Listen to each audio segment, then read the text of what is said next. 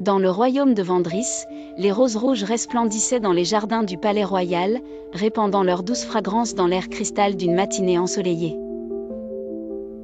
Le palais, avec ses tours d'ivoire et dorées, se dressait majestueusement au centre d'un paysage verdoyant, un véritable chef-d'œuvre d'architecture. Parmi ces murs riches d'histoire, vivait la famille royale de Vendris. Le roi Hector était un homme apprécié, un souverain juste et aimé de ses sujets. Il avait 2 fils, Alistair, l'aîné, et Dorian, le cadet. Alistair était connu pour sa bravoure et sa sagesse, qualités qui faisaient de lui l'héritier idéal du trône. Dorian, quant à lui, avait toujours été dans l'ombre de son frère, un sentiment d'injustice et de jalousie grandissant insidieusement en lui. Un jour, le roi Hector tomba gravement malade.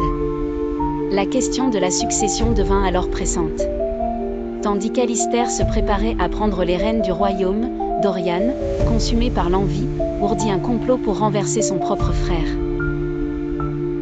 Avec l'aide de conseillers perfides et d'ambitieux membres de la cour, Dorian mit en œuvre un plan diabolique.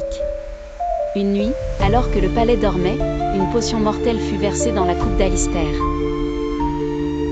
Le lendemain, à la surprise générale, Alistair succomba mystérieusement. Le royaume fut plongé dans le deuil.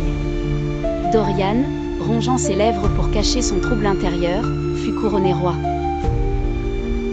Les jours passèrent, mais l'ombre de sa trahison continuait de hanter Dorian. Plus le temps passait, plus le fardeau de son crime pesait lourdement sur son âme. Chaque soir, en errant dans les couloirs déserts du palais, Dorian était assailli par des cauchemars éveillés, voyant le spectre de son frère le hanter parmi les roses du jardin royal. Ses rires d'antan résonnaient dans ses oreilles comme un écho macabre de ce qu'il avait perdu par sa propre main. Finalement, incapable de supporter la culpabilité qui lui rongeait le cœur, Dorian confessa son crime.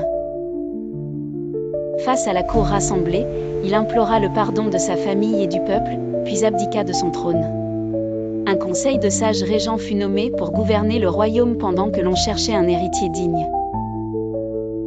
Dorian, désormais seulement une ombre de lui-même, se retira dans un monastère, cherchant rédemption et paix intérieure.